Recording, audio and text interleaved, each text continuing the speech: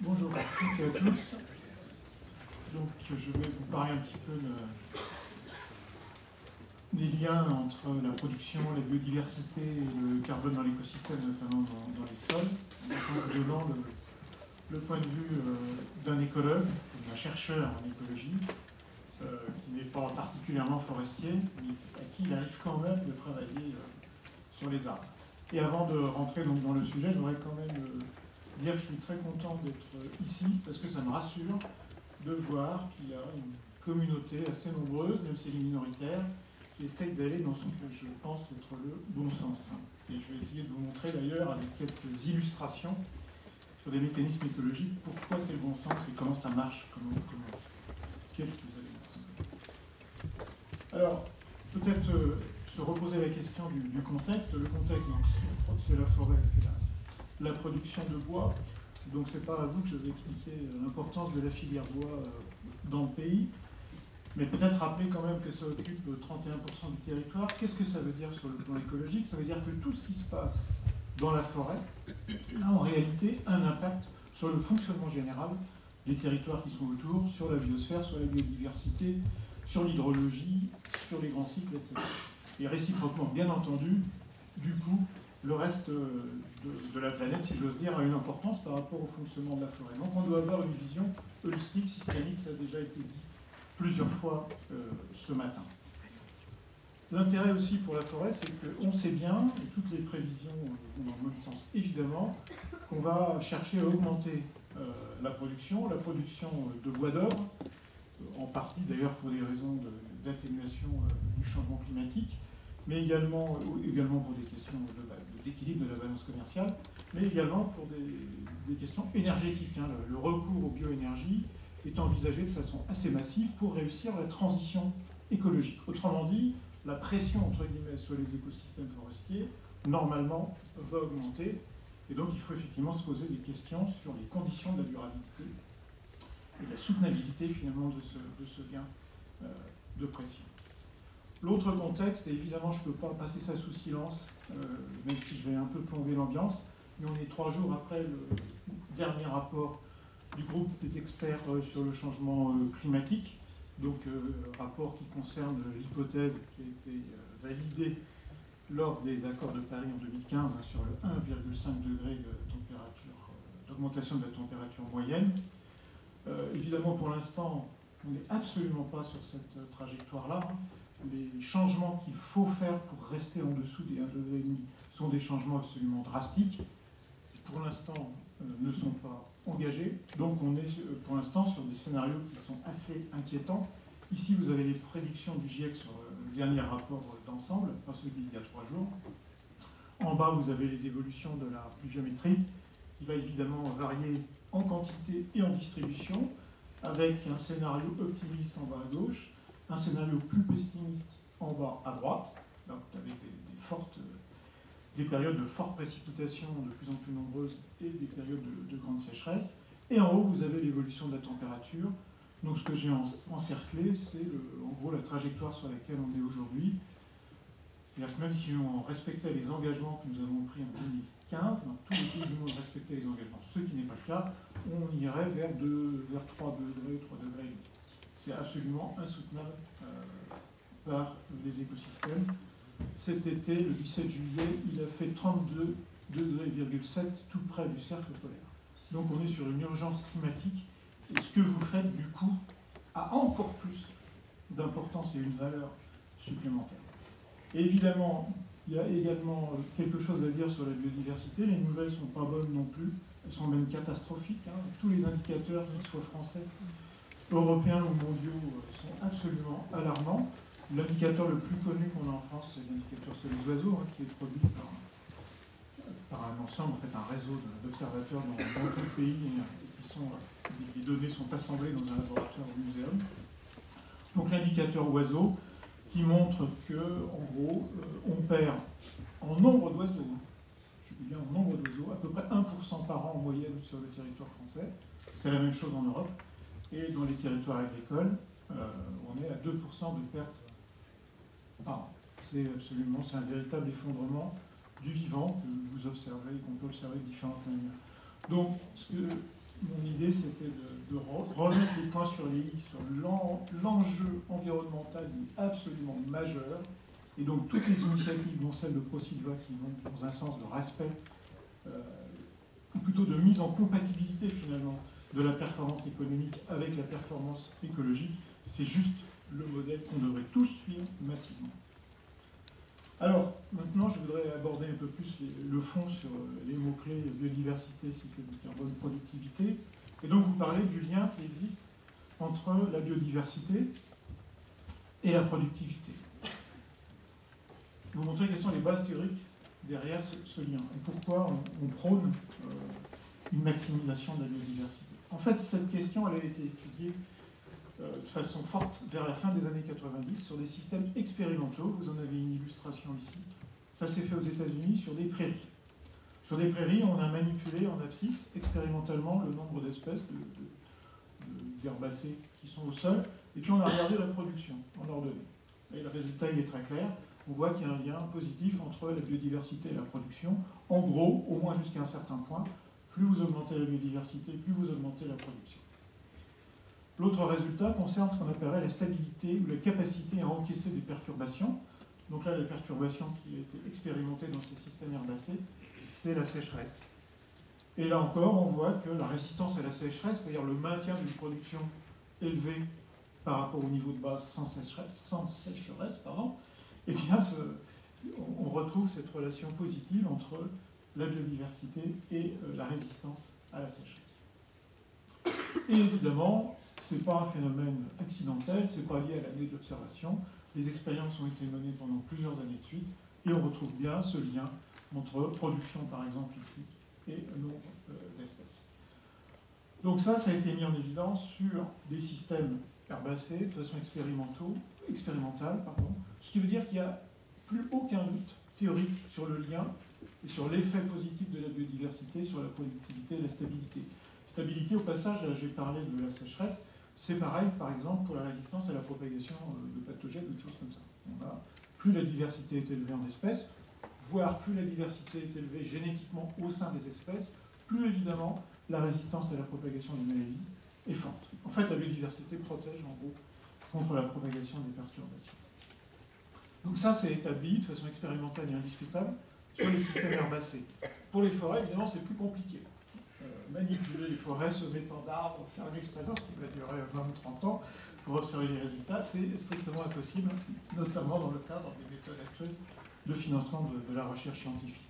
Donc dans ce cas-là, on est condamné à faire de l'observation, de la corrélation, pour essayer de conforter cette hypothèse de lien entre la biodiversité et la productivité. Alors les résultats commencent à tomber depuis pas très longtemps finalement. Là par exemple ici vous avez un exemple de relation, sans rentrer dans le détail, sur différents types de forêts en Chine et aux USA, qui montrent à une exception près un lien positif entre la biodiversité et la productivité. Ça date de 2015, et en 2016 on a eu également une autre étude publiée par une énorme équipe internationale qui a étudié des dizaines de milliers de forêts. Par observation, on obtient également la courbe qui est présentée ici, c'est-à-dire un lien positif entre la biodiversité forestière et la productivité. Donc, ça a déjà été un petit peu dit, mais les travaux en écologie valident absolument ça, sur un grand nombre d'observations et d'expérimentations. Maximiser la productivité n'est pas incompatible, bien au contraire, avec le souci de la biodiversité. Alors évidemment, derrière la biodiversité végétale, il y a la biodiversité microbienne et animale qui suit, ça va ensemble, c'est une évidence. Alors maintenant, la question, rapidement, c'est pourquoi il y a ce lien? Comment marche ce lien entre la biodiversité et la productivité? Alors il y a trois grands types d'explications qui sont proposées aujourd'hui. Le premier, c'est ce qu'on appelle l'effet d'échantillonnage. C'est tout bête. Plus vous avez d'espèces présentes dans un endroit, plus vous avez de chances que par hasard, il y en a une qui va résister cette année-là à la sécheresse ou à la maladie qui va passer, et donc vous allez maintenir votre productivité à un niveau élevé. Pas les mêmes espèces qui produiront, mais il y aura de la productivité. Donc ça, c'est un effet d'échantillonnage qu'on comprend assez facilement. Le deuxième explication, qui est un peu plus intéressant, c'est les effets de complémentarité et de facilitation. La complémentarité, c'est quoi? c'est là encore, si vous augmentez le nombre d'espèces, par exemple, si on regarde les systèmes racinaires, vous avez beaucoup de chances, du coup, pour avoir des espèces qui exploitent un sol superficiel, d'autres qui exploitent un sol moyen, et un troisième groupe qui va exploiter le sol profond. Autrement dit, toutes les ressources sont mobilisées, et donc, évidemment, ça a un impact sur la productivité. Mais il y a aussi ce qu'on appelle la facilitation. Et là, je vais peut-être prendre un tout petit peu plus de temps, parce que ça, c'est des choses qui sont assez nouvelles, et qui montrent en fait que les végétaux sont pas isolés. Ils sont dans des réseaux d'interaction et que leur performance dépend beaucoup finalement du comportement des individus et des espèces qui les entourent. Alors un exemple de facilitation que je trouve assez génial, une expérimentation, donc là aussi on contrôle bien, c'est ce qu'on fait, on peut expliquer. Vous avez deux types d'individus, deux arbres, un feuillu, le bouleau, et puis un conifère, le Douglas, donc deux espèces quand même, deux groupes très différents, qui sont connectés par un réseau mycorhizien. Donc les mycorhizes, je pense que tout le monde voit à peu près ce que c'est, hein. Ce sont ces champignons microscopiques qui sont organisés en filaments, donc qui sont associés aux racines et qui en fait assurent l'essentiel de la nutrition en eau et en nutriments des végétaux, et qui, en l'occurrence, sont capables d'être en même temps sur plusieurs individus, et dans le cas précis, sur plusieurs individus appartenant à deux espèces. Vous avez deux espèces qui sont connectées par ces réseaux de champignons. Et après, on fait une expérience. On met par exemple le Douglas à l'ombre, donc il a un petit problème de photosynthèse. Et qu'est-ce qu'on observe? Eh bien, on observe un transfert de carbone via les mycorhizes du bouleau qui lui reste à la lumière vers le Douglas qui est à l'ombre. C'est-à-dire que jusqu'à présent, on continue à raisonner en disant, bah oui, il y a une compétition, par exemple, entre ces deux individus, Douglas et bouleau, pour l'accès à la lumière. C'est vrai. Mais dans le même temps, vous avez une espèce de coopération entre les deux types d'individus et les deux espèces. On peut être en même temps en coopération et en compétition. Donc les schémas sont plus compliqués que ce qu'on veut bien dire. Et en plus, dans cette expérience, même si ça peut être regardé, l'autre mécanisme extrêmement probable, c'est que le Douglas qui est à l'ombre, donc qui a du mal à fixer son carbone, bah, du coup il est en excès d'azote. Alors qu'est-ce qu'il fait? Il envoie de l'azote très probablement vers l'autre individu, c'est-à-dire vers le bouleau. Et là on comprend pourquoi il y a cet échange, c'est que c'est gagnant-gagnant, parce que le ratio carbone sur azote, et ben, du coup il est optimisé des deux côtés. Voilà. Donc là c'est bien une forme de coopération qui va conduire à un gagnant-gagnant. Donc ça, évidemment, ce sont des relations qui s'établissent et que vous allez modifier, voire supprimer, si vous ne gérez pas correctement votre forêt ou si vous diminuez la biodiversité. Un autre exemple qui ne concerne pas les forêts tempérées, mais qui concerne des systèmes tropicaux sur lesquels j'ai travaillé. Vous avez 5 millions de kilomètres carrés de systèmes herbacés en Afrique, où il n'y a pas un poil de nitrate dans les sols. Et on a pu démontrer qu'en réalité, ce sont les végétaux qui sécrètent des molécules au niveau de leurs racines, qui bloquent le fonctionnement des bactéries qui produisent les nitrates. Et quel est l'avantage, entre guillemets, pour ces végétaux? Eh bien, c'est qu'évidemment, comme vous le savez, le nitrate, c'est quelque chose de très mobile dans les sols. Ça fuit. C'est pour ça que le nitrate est un polluant. Donc, si vous avez un sol plein de nitrate, vous avez un sol qui a des risques d'appauvrissement en azote.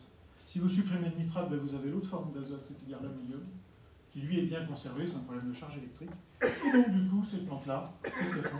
Eh bien, elles améliorent de façon active, en sécrétant cet inhibiteur, elles améliorent le niveau en quelque sorte de fertilité du sol. Et évidemment, ça a un impact sur les plantes voisines. Donc ça aussi, c'est intéressant. La chimie d'un sol, bien entendu, elle est impactée de façon passive par l'activité des êtres vivants, mais aussi de façon active. Ça, c'est un phénomène qui a été sélectionné, au sens darwinien du terme, et qui va conférer un avantage à la plante, donc qui améliore sa nutrition. Quand vous les mettez, d'ailleurs, ces plantes qui bloquent la nitrification en compétition avec des plantes qui ne bloquent pas la nitrification, en 3 ans, ces espèces-là éliminent celles qui ne bloquent pas la nitrification. Donc on a bien un problème de conservation de la ressource dans le système qui est sous contrôle du vivant. Alors les arbres là-dedans, parce qu'il y a des arbres dans ces milieux-là quand même. Eh bien, ce qu'on observe, c'est quand même incroyable, c'est que les racines des arbres vont explorer la zone racinaire de ces graminées, parce que là, on a plus, effectivement, de ressources en azote. Donc, on a là presque une espèce de forme de parasitisme, si je veux dire, de l'arbre vers le système herbacé. Alors c'est quelque chose, en forêt, je pense que vous l'avez observé, surtout quand on est sur des sols très pauvres, sableux, etc., on a une très forte concentration des systèmes racinaires. Et ça aussi, ça a des conséquences. C'est que les racines vivantes, en fait, circulent en gros dans la matière organique morte, dans les racines mortes, qui se décomposent et qui libèrent les nutriments. Donc vous avez une espèce de circuit de recyclage qui s'installe en permanence. Quand vous allez sur des forêts de sol sableux, quand vous allez en Amazonie, c'est le problème de l'Amazonie, il n'y a rien dans le sol. Tout fonctionne en circuit fermé. Les plantes produisent de la matière morte, cette matière morte se décompose, libère des éléments, les racines sont là et ça repart immédiatement dans la végétation. Donc quand on supprime le couvert ligneux en Amazonie, ben on supprime le moteur qui fait tourner le système. Donc il vous reste en gros un tas de sable, on fait de la culture pendant 3 ans et ça s'arrête. Donc ça, c'est lié en fait au temps qu'on donne aux êtres vivants, aux végétaux, pour organiser ces réseaux de relations. Ça, c'est extrêmement important. C'est pour ça qu'il faut limiter l'extension et la fréquence des perturbations. Parce que quand vous modifiez un sol, par exemple, vous faites une coupe violente, ben vous cassez ces réseaux d'interaction. Donc, si je veux caricaturer un tout petit peu, partout, les racines sont concentrées en surface, il y en a plus bas, je reviendrai tout à l'heure. Mais ça veut dire en gros que, j'exagère un peu, les racines ne poussent pas dans le sol, comme on le dit, elles poussent dans la matière morte. Et c'est ça qui va permettre ce recyclage des minéraux et qui permet d'observer dans des milieux a priori très pauvres des productivités très élevées. Alors tout ça, ça nourrit ce qu'on appelle sur le plan théorique l'hypothèse de l'assurance. La biodiversité, c'est une assurance biologique qui permet justement par des relais permanents entre espèces et par des coopérations de faire face à des événements négatifs, à des perturbations. Ce qui veut dire que la variabilité finalement de la production augmente si vous augmentez la diversité, et que la variabilité par contre diminue si vous augmentez la diversité, et par contre les performances globales dans la production ont tendance à augmenter. C'est ce qu'on appelle l'hypothèse de l'assurance biologique, qui est très travaillée au niveau théorique. Alors on peut se dire aussi, ok, mais on ne peut pas toujours préserver ces relations qui sont à la base un peu de la dynamique, du dynamisme des couverts végétaux. On évoque parfois l'hypothèse de la fertilisation, notamment dans la perspective de la fixation du carbone par rapport au changement climatique. Je vais y revenir. Alors ça marche, hein, rapidement. Une expérience qui a été menée aux États-Unis, on a augmenté en milieu naturel le taux de CO2 dans l'atmosphère. Du coup, vous avez la courbe du haut qui montre que ça pousse plus quand il y a plus de CO2 que quand il n'y en a pas. Ça, c'est normal. Mais après, ça finit par descendre. Alors, on peut fertiliser, parce qu'effectivement, à un moment donné, si ça pousse plus, ça demande plus d'éléments nutritifs, donc vous créez une pauvreté de façon relative. Donc on amène des fertilisants pour améliorer la situation, en l'occurrence de l'azote. Donc on arrive à maintenir la production à un niveau élevé, mais finalement, au bout de quelques années, ça replonge. Eh bien oui, la vie n'est pas faite que d'azote. Il faut du phosphore, il faut du potassium, il faut je ne sais pas quoi. Et donc à chaque fois qu'on règle une limitation, on crée une nouvelle limitation. Donc c'est une course sans fin. C'est pour ça que peut-être ce n'est pas forcément intéressant de s'engager dans ce genre de pratique, sans parler de la question de l'origine de ces nutriments, etc. Alors, quelques mots, j'en suis, du coup, sur le carbone. Le carbone dans le sol, c'est, vous voyez, hein, ça c'est à l'échelon planétaire, 1500 à 2400 pétagrammes de carbone, c'est 3 fois l'atmosphère. D'où l'idée que si on arrive à bricoler sur quelques pourcents dans le sol, on aura un impact sur l'atmosphère. C'est ce qu'il y a dans l'accord de Paris. Hein. Dans l'accord de Paris, on vous dit en 2050, on devra compenser nos émissions par de la séquestration. Alors il y aura de la séquestration industrielle dans des formations géologiques, et l'autre possibilité, alors c'est de manipuler l'océan, ça c'est du milliard complet, et puis planter plus de forêts, avoir plus de carbone dans les forêts ou dans la végétation ou dans les champs, je vais y revenir. Alors, ça marche. Si vous prenez un exemple là encore caricatural mais tellement démonstratif, le système ligneux sous forme donc, de bandes de végétation qu'on voit ensemble sur la photo, au Niger, qui ont l'avantage de se déplacer vers le haut de la pente, hein, à la vitesse de 1 mètre par an. Ça fait un outil fabuleux pour observer les variations du carbone du sol en fonction de l'état de la végétation. Et quand on fait des mesures dans le sol, on a ce genre de choses. Vous avez des valeurs très basses à gauche, ça c'est un sol qui n'a pas eu de végétation depuis 50 ans, puis vous arrive un événement une bande de végétation qui arrive, vous montez immédiatement les teneurs en carbone, et puis une fois que la végétation est passée, ça redescend. Donc on voit que le niveau de carbone du sol il est strictement sous contrôle de la végétation. Donc gérer le carbone du sol, c'est gérer la végétation. Et en plus, dans ces sols-là qui sont très pauvres, ça marche très vite. vous avez un facteur 2,5 de croissance du carbone du sol sur quelques mètres, c'est-à-dire quelques années. Donc on peut absolument imaginer effectivement la végétation, la forêt, les arbres, comme un outil de séquestration du carbone, et je fais le pari que dans pas longtemps, ces choses-là vont être rémunérées vu l'urgence à agir. Ça me paraît évident. Le paiement pour services écosystémiques, c'est quelque chose qui est discuté. Et ça va finir par arriver, ça me paraît clair. Donc ça aussi, c'est une valeur, pour le coup économique, supplémentaire qui peut être envisagée dans des choix de gestion. Alors, quand on transforme une culture, par exemple, en une plantation, ou mieux dans une forêt secondaire, quelque chose qui ressemble à une forêt, ici vous avez une étude qui fait le recensement de tout ce qui a été publié sur le sujet, vous avez un gain de carbone considérable, qui peut être d'un facteur 2, y compris sur nos latitudes. Il n'y a aucun souci là-dessus. Et quand on regarde le lien, ici dans une agroforêt, entre de nouveau la biodiversité du couvert et le taux de carbone, eh bien on voit que, évidemment, on a un peu plus de carbone stocké dans le sol quand on est en situation de diversité élevée, tout simplement parce que si on est en situation de diversité élevée, eh bien on a plus de racines dans tous les horizons du sol, et donc il y a plus de carbone qui rentre. C'est tout bête, finalement, en termes de mécanisme. Alors, les arbres, il peut y en avoir aussi dans les systèmes agricoles. Je vais dire 2-3 mots sur le système agricole pour finir. Je pense qu'il y en a peut-être quelques-uns d'entre vous qui sont forestiers et agriculteurs. Vous savez que dans des agricultures traditionnelles, par exemple dans le nord-ouest du Burkina Faso, ici, les agriculteurs sont très bizarres. Ils plantent des arbres volontairement dans leur parcelle. On le voit très bien, monsieur. Alors le sol, vous voyez au passage le sol. Est-ce que c'est un sol là-bas? C'est un tas de cailloux, il n'y a rien, c'est une catastrophe. On arrive quand même à faire des couverts productifs très intéressants. Je n'ai pas le temps de rentrer dans le détail, mais il faut savoir aujourd'hui que ces méthodes traditionnelles sont aujourd'hui conseillées de façon officielle pour régler une partie de la question agricole et carbone, avec le développement de l'agroforesterie et de l'agroécologie d'une manière générale. Et là aussi, on voit très bien que lorsqu'on... Parce que ça risque d'arriver, on va avoir une augmentation de la production agricole là aussi dans les années qui viennent. Il va y avoir de nouveau des conflits en termes de surface entre forêt, zones sauvages et agriculture. Il y a un risque très sévère quand on passe d'un écosystème forestier ou d'une prairie vers un écosystème agricole et une perte massive de CO2. Donc finalement, sachant que l'agriculture c'est aussi une énorme surface du territoire, c'est l'autre tiers du territoire en gros, eh bien gérer le carbone dans les zones agricoles c'est également un enjeu absolument crucial. Et là il doit y avoir une synergie entre les stratégies, sinon ce qu'on gagnera d'un côté sera perdu de l'autre et donc on n'avancera pas. Alors, ça c'est les prévisions de la FAO sur l'augmentation de la production agricole. Ici 2050, en moyenne, les productions vont augmenter de 50%. Vous voyez ce que ça veut dire en termes de pression sur les terres agricoles? Ce que ça peut vouloir dire éventuellement, peut-être pas en France, mais dans d'autres pays, sur les surfaces forestières. Alors, pour terminer, donc, pour vous dire que l'enjeu est quand même aussi dans l'agriculture, je voudrais simplement vous montrer qu'en fait, on est loin de savoir beaucoup de choses sur tout ça. C'est un gros...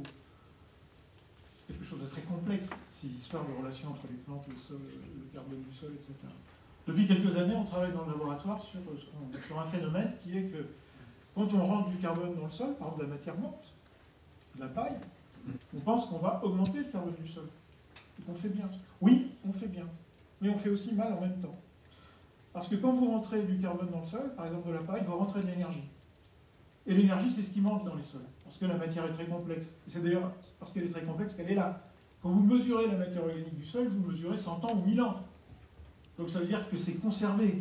Les organismes, les micro-organismes n'arrivent pas à le dégrader. Il y a un problème énergétique dans cette histoire. Donc quand vous rentrez de l'énergie, de la matière fraîche, vous réveillez les micro-organismes, ils attaquent le sol, et qu'est-ce qu'ils font? Eh bien, c'est ce qui est indiqué ici. Si vous avez un niveau moyen d'activité à gauche de dégradation de la matière organique du sol, donc qui va devenir du CO2, vous rentrez de la paille fraîche. Cette paille fraîche va donner du CO2, c'est ce qui est indiqué en haut à droite, mais on s'aperçoit que les organismes du sol qui dormaient se réveillent et se mettent eux aussi à dégrader du carbone dans l'air. Donc vous croyez rentrer du carbone, et en fait vous en sortez. Et le drame, ça a été fait par un collègue INRA de Clermont-Ferrand, c'est que quand vous mesurez ce carbone, l'âge moyen de ce carbone, là ça a été fait sur un sol sous prairie, eh bien l'âge, je ne me rappelle plus, c'est 2567 ans moyen. C'est-à-dire que non seulement vous sortez du carbone du système, mais vous sortez du carbone qui était là depuis très longtemps, qui était en quelque sorte fossilisé, qui était stable. Ça nous arrange bien par rapport au changement climatique. Eh bien, si on n'est pas très bon dans la gestion des résidus végétaux, alors on peut amener le déstockage de ce carbone stable. C'est quand même un peu stupide, vous m'accorderez. Alors, donc une manière de régler ça, j'ai plus le temps, je passe. Je voudrais revenir à la forêt, parce que dans la forêt, ça ne se passe pas comme ça. Pourquoi? Parce que dans la forêt, vous avez des feuilles, mais les feuilles, elles ne sont pas incorporées dans le sol. Ce qui se passe, c'est qu'elles se décomposent en surface. Hein. Il n'y a pas d'incorporation directe, très peu. Alors, il faut qu'il y ait un ver de terre qui passe par là pour rendre cette matière. Ce qui se passe, c'est que ces feuilles se décomposent lentement, en surface. Donc, pendant cette décomposition, elles perdent leur énergie. Et quand elles rentrent dans le sol, eh bien, le phénomène que j'ai décrit avant ne se produit pas. Donc là, vous ne sortez pas du carbone ancien. Et c'est pour ça qu'on gagne assez vite du carbone dans les sols forestiers. C'est parce que, non seulement on rentre de la matière morte, de l'humus, mais on ne déstocke pas ce qui était déjà stocké. Parce qu'on a la chance que les choses se font en surface. Dans un champ, si vous labourez tout de suite, vous rentrez d'énergie. Et là, ça va. Donc, mes messages principaux pour conclure, c'est que le carbone du sol, c'est un composant essentiel de la fertilité, c'est la source d'énergie pour les micro-organismes, c'est la source d'énergie pour le fond du sol, ça compose en grande partie la diversité végétale. C'est un déterminant donc, de la biodiversité des écosystèmes. Et la structuration spatiale, j'en ai parlé un peu, les relations, il y a les mycorhizes, les arbres qui vont exploiter les graminées, etc., etc. La dimension spatiale qu'on a évoquée ce matin, avec les clairières à droite à gauche, l'hétérogénéité, ça c'est absolument clé comme déterminant de la diversité et de la productivité d'un système. Et puis enfin, le sol est sous le contrôle du vivant. C'est-à-dire qu'on voit à de nombreux endroits des sols qu'on pourrait considérer comme pauvres, peu productifs, qui en fait battent les records de productivité parce qu'on a une végétation qui a évolué à long terme et qui a créé finalement des circuits courts qui permettent d'assumer une production efficace.